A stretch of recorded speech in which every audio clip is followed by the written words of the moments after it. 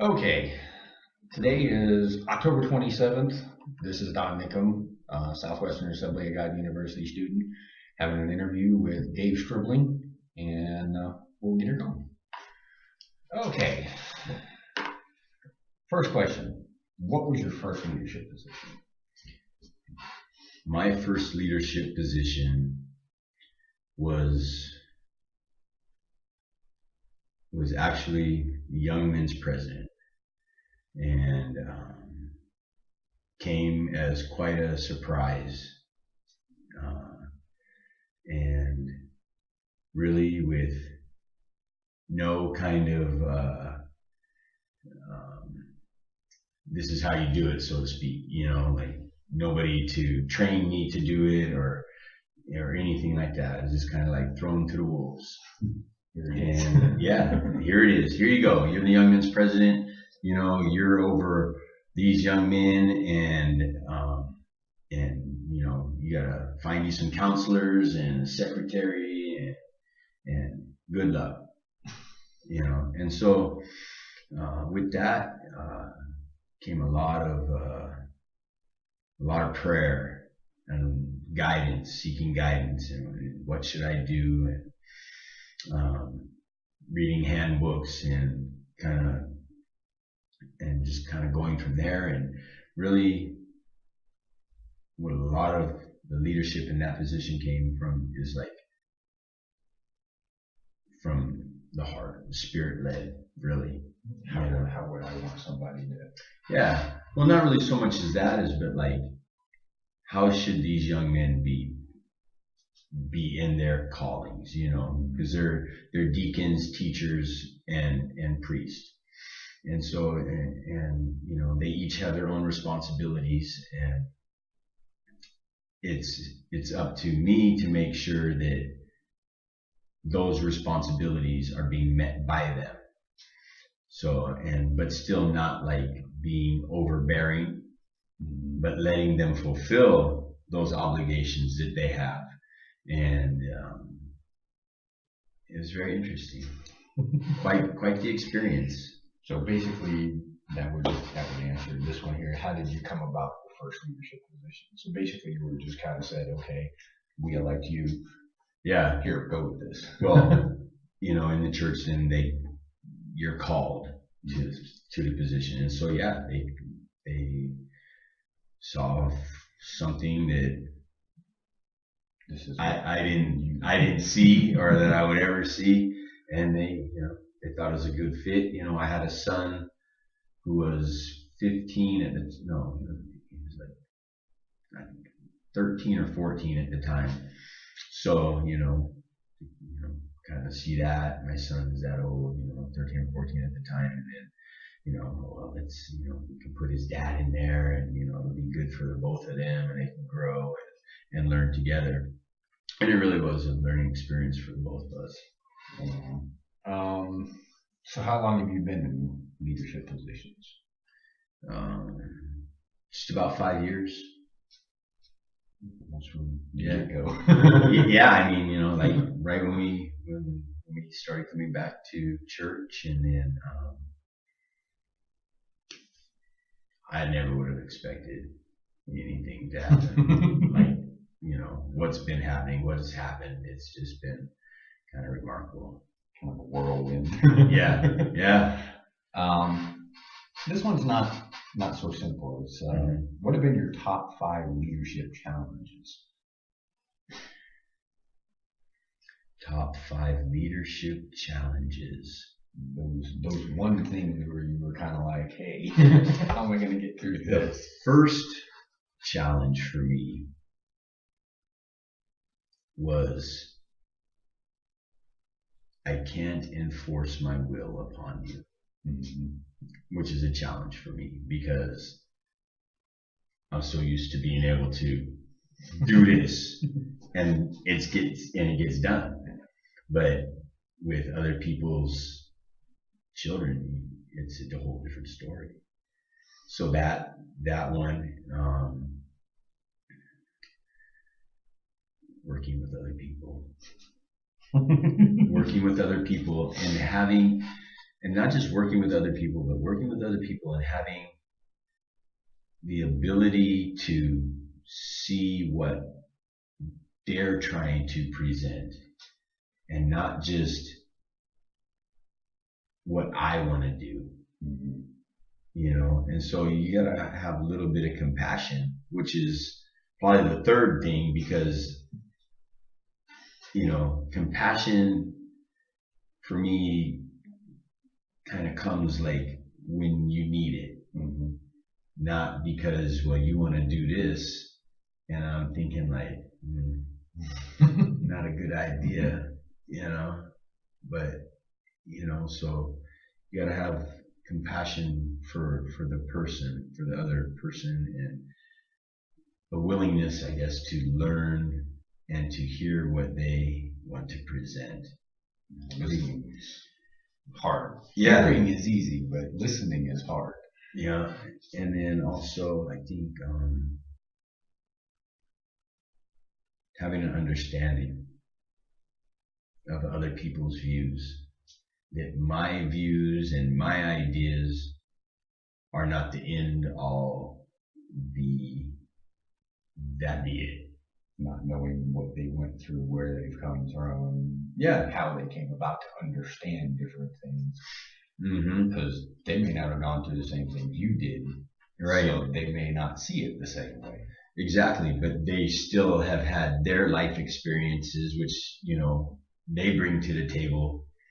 And so trying to like work with them along those lines, you know, and trying to have all these compassion, understanding, you know, I can't tell you what to do. I want to, but I gotta listen. And I want to tell you what I think you should do, but Exactly. you need to figure out what to do. Yeah. You kind of gotta guide them a little bit, kind of. And sometimes, you know, it comes, you know, you talk about it and you kind of like try to get them to see where you're coming from, and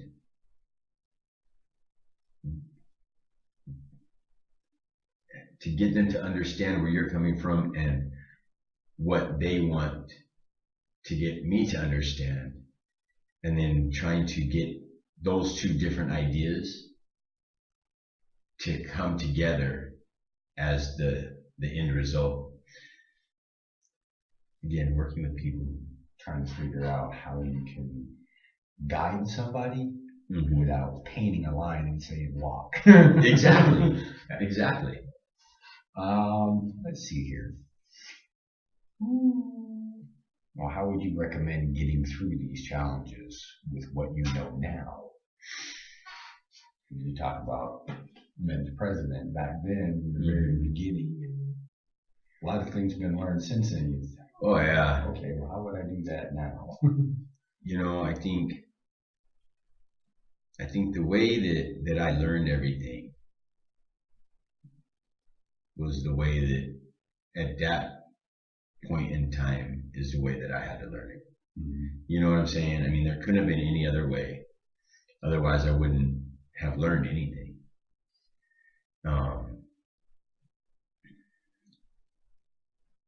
I think there'd be definitely things that I would do differently. You know, I can't recall everything what had happened, but I know that there were definitely things that I could have done differently.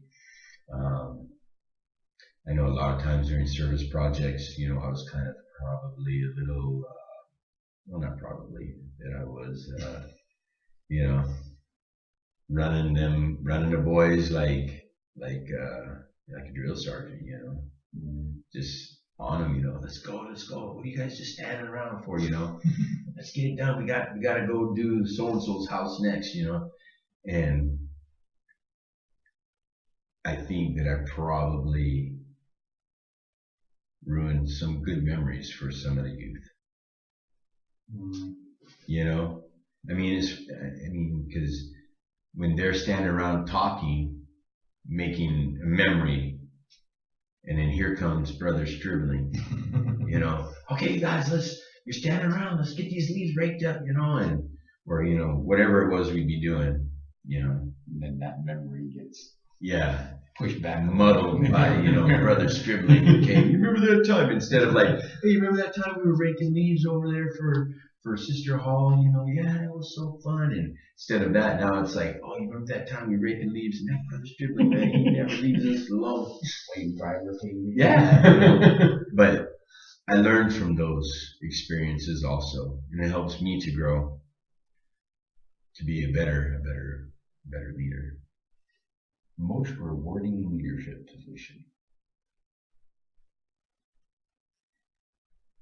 I think the leadership position that I'm in now is really the most rewarding. I get the most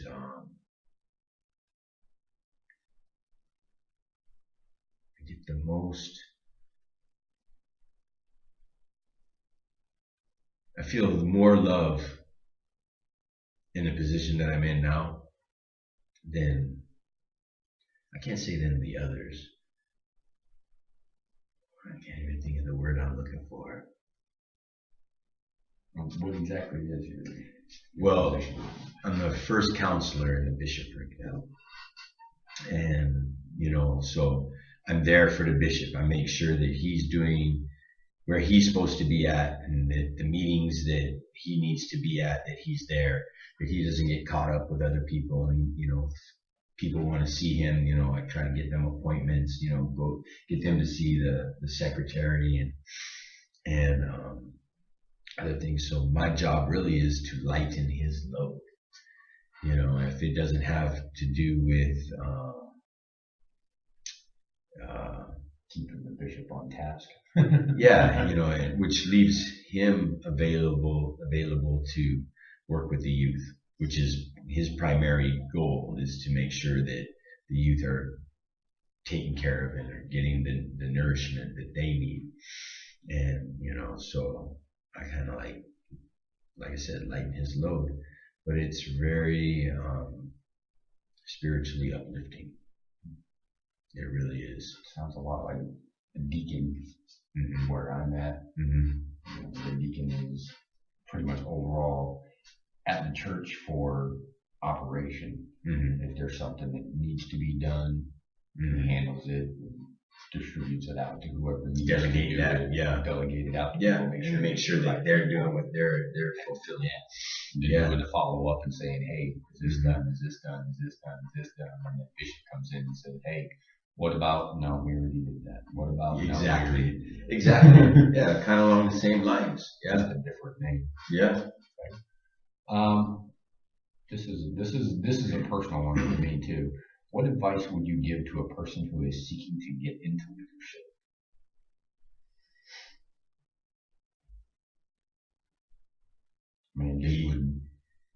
To be flexible. To be flexible and to just have that compassion, the willingness to serve,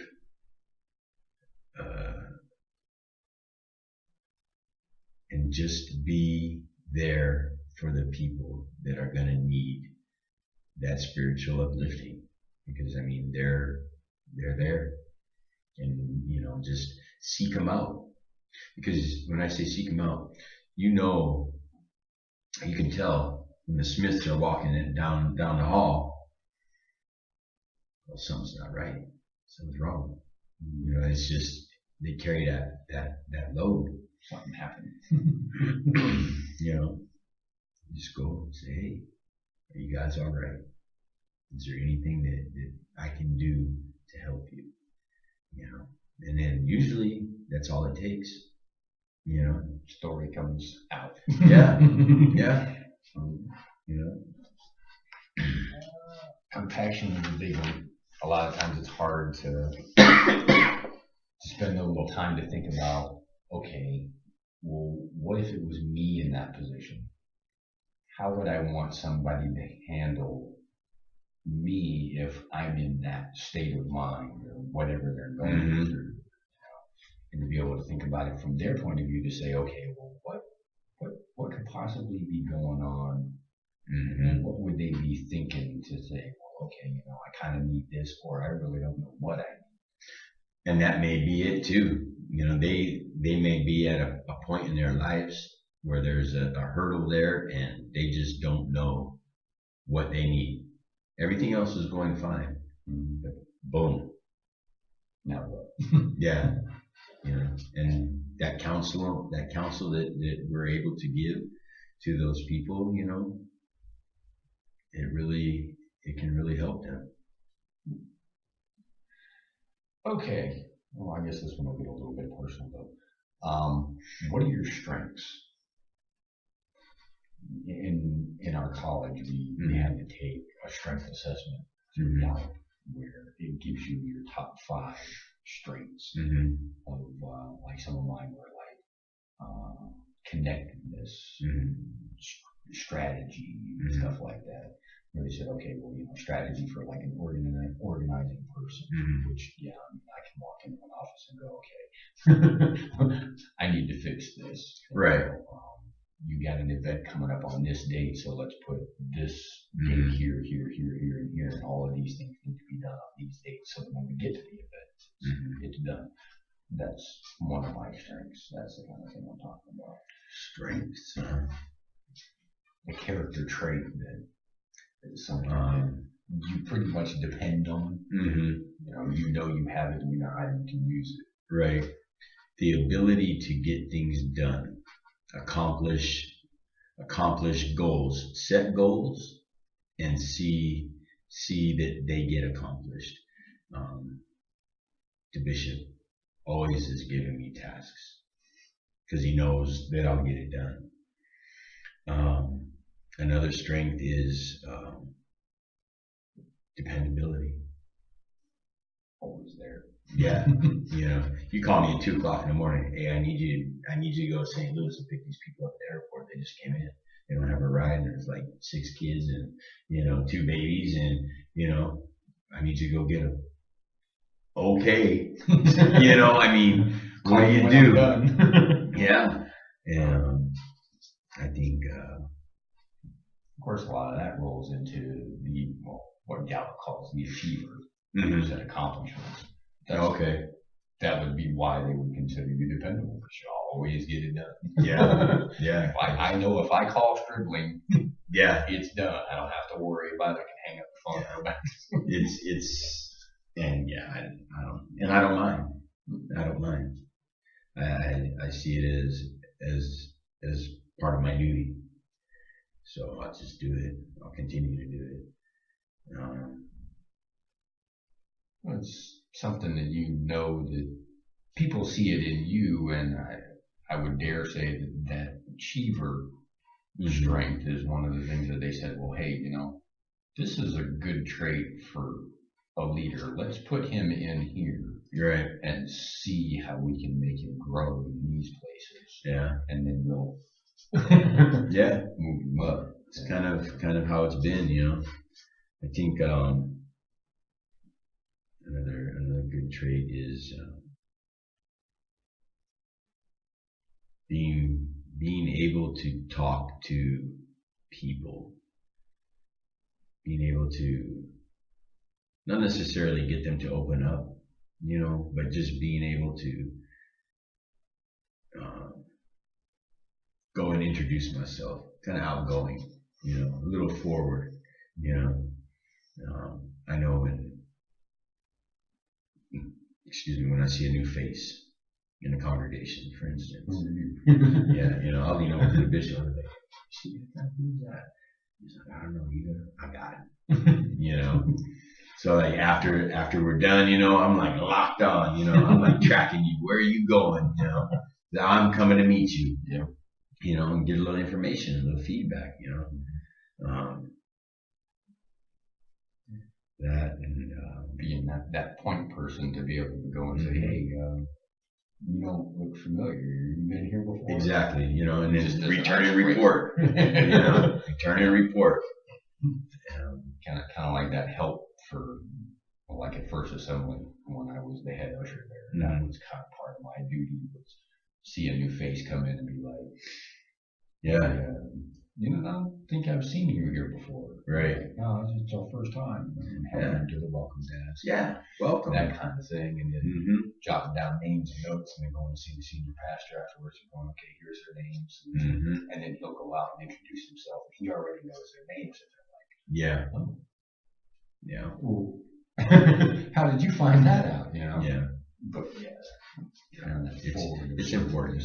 And I think it's really important for people to feel welcome like that, because I know a lot of times people will come and nobody says anything to them and they're just like, well, see ya. Yeah. I mean, your average church either way, when you pull in the driveway, their first impression is the grounds in the building. Yeah. As soon as they walk through that door, that's their next chance for that first impression with the people. And if nobody's paying attention, yeah, I mean, and it happens all too often, because I mean, people are trying to get the kids here and there, and other people are trying to get to class, and that's why. It can happen. Yeah, and it happens. It does happen. I mean, it happens here. It happens in every church. You can't see everybody, but we try.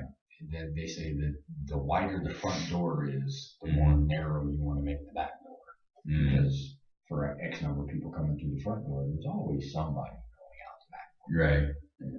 That's inevitable in any church. Yeah. But that first impression up front is what makes all the difference. Because I mean, if you think of it, I posted it this way in a slideshow that I threw up pictures. A Hindu temple, a Buddhist temple, a pagan temple, and I think the other one was a mosque.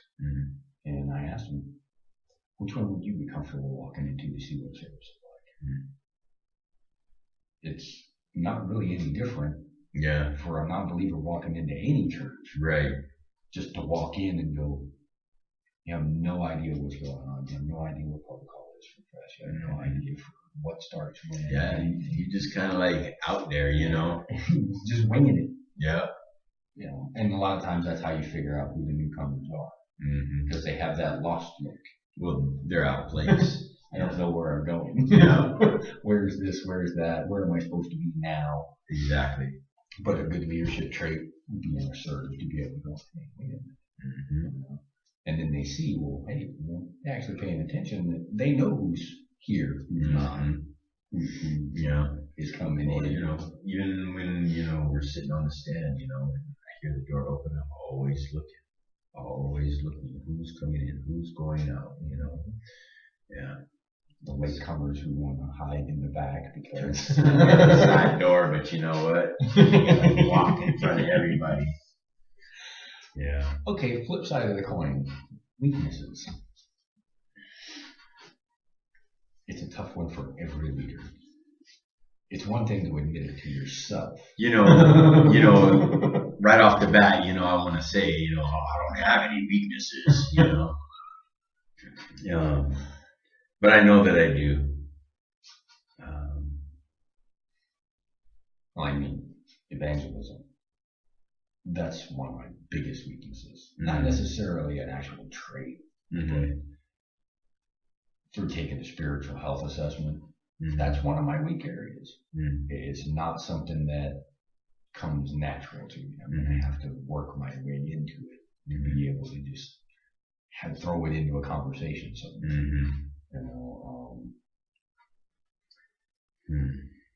it's hard to pinpoint, but it's, to me, in leadership, it's something that every leader has to be able to sit down and say, okay, where, and not necessarily that you're lacking to the point where it's detrimental, but where is an area that I really need to work on a little bit? I think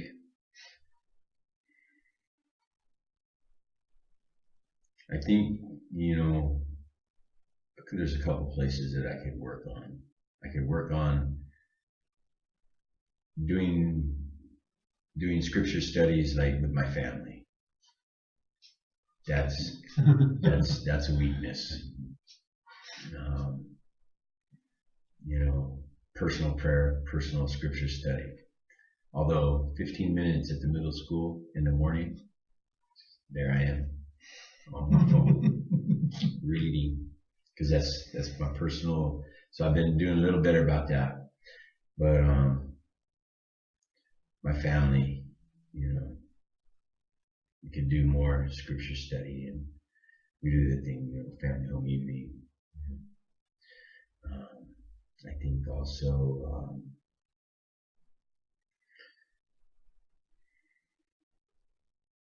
I mean, in all honesty, in ministry leadership, mm-hmm. by the time you're done with a day, Right, you've been in ministry, doing something with ministry, mm-hmm. people from ministry, and everything else, and you get home and you're like, yeah. I think really, is my family, and probably my daughters, the two girls I have left at the house. They probably get the short end of the stick. A lot. something to think about. Yeah. Knowing that and your strengths, mm-hmm. how can you balance those? Mm-hmm. I mean, people will always tell you that, not even in leadership, but in anything, mm-hmm. you work towards your strengths. Yeah, and that's what I was thinking is that to balance them, I'm automatically going to go to what I'm strong in, mm-hmm. and what I'm weak in continues to suffer. I mean, not to the point where like I don't have a relationship with my daughters. I love them dearly, and I would do anything for them, and they know that, and we do things together as father and daughters. But to balance it, I mean, it's just they know with me, church is first. Mm-hmm. They know that. I mean, and it's all my kids know that. And the only reason that I even asked this question uh-huh. is when we were doing assignments and stuff, uh-huh. It came up to where the American society, like in schools, they don't concentrate on the strengths of them mm-hmm. in the schools. They see, okay, they got an A, you got an A, you got an A, you got an A, you got a C. What happened here? Mm-hmm. Well, what about all this? Yeah. And they're so concentrated on what you're not doing good that they're forgetting about everything that you're good at over here. If you've got a C in this, granted, some people are like, oh my goodness, you can't have that. I'm like, if you did, I mean, my girls, they're so like, I'm like, wow, you're doing so well, and they got like A's, and then they'll have that, well, my one daughter, a B. She's like, what are you talking about? I got a B. I'm like, I know, that's great. You're doing fabulous. I love it. She's like, no, Dad, no, it's a B. I'm like, you know what? You're being too hard on yourself. Yeah, really, C is the average student. Yeah. And hey, I'm telling you, if you get a C, I'm like, hey, good job. And you're an English major and you've got a C in algebra. Okay. No big deal. Hey, we can work with that. You're fine. No, but it's the same thing with in leadership. You figure out what your strengths are. You look at your weaknesses and go, yeah, I'll stay over here. Mm-hmm. But what happens over here? They don't get worse. Right. They just kind of stay stagnant. They just kind of sit there. My one daughter, for instance, so she likes to go to the animal shelter and volunteer. I'm like, you got a dog and 3 cats. What do you need to go to the animal shelter for? Take care of these animals. She likes to go there. I don't. So it's like, for her, it's like pulling teeth, and there's been times when I've just been like, no, not going. I'm not going. I'm not feeling it. You know. So I think in order to balance, the strong points with the weakness, you know, you got to force yourself sometimes to do those things that you know are not your strengths. And in a way that you build it, it's Yeah. never going to become a strength. Right. It's just not going to. No, I mean, do I mind going once I'm there? I don't mind it. I fold the blankets, and do some laundry for them, walk a couple dogs. I'm ready to go. She's over there. Let's take this. No, we're not taking it. We're not taking anymore. No. So in that aspect, and I think if we make it to become a habit, it'll slowly, at some point, it will become a strength. So that weak things have the ability to become strong. I mean, it's in that nature. But on the other side, if we don't feed it, so to speak, and we just let it to be weak because we don't want to deal with what is our weaknesses, it'll always be that way. I mean, now a lot of people worry that if you're paying attention to this weakness over here, you're ignoring all of these strengths over here and concentrating too much on this to try to build up to a level here when you've got strengths that are perfectly fine over here and might lag a little bit because you're putting too much concentration over here. Yeah. So it's kind of. I don't know. I think if you got strengths, they'll always be your strengths. Even if you're working on this weakness, whether it be, the ability to listen to people or to, I don't know, this will always be your strength. No matter how much you work with this weakness, so like the ability to listen to people, you need to work on that, and so you try to listen more carefully and listen to what the people are trying to talk about, Then you can go back to this, and it's just like nothing. Gotta give it talent. Yeah. Yeah. This is what you were made for. Exactly. Okay, $1 million question. So, how difficult is it to cast vision? And vision meaning to see where the organization should go and getting those under your leadership to go there?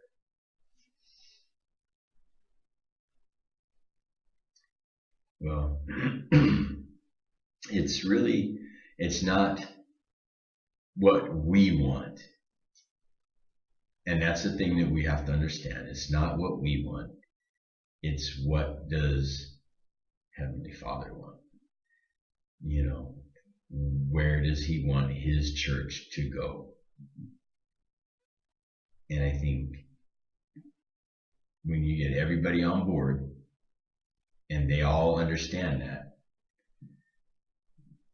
then you have the ability to lead the church or a church in the positive direction that it needs to go. And I believe that. And sometimes that's not always so easy, especially if you have a board. Because you'll have people that have their own ideas, their own agendas, where they think, I think we need to do this. Well, did you pray about that?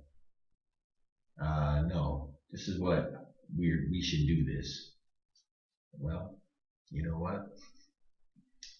Why don't you take that to the Lord and see what He lets you know?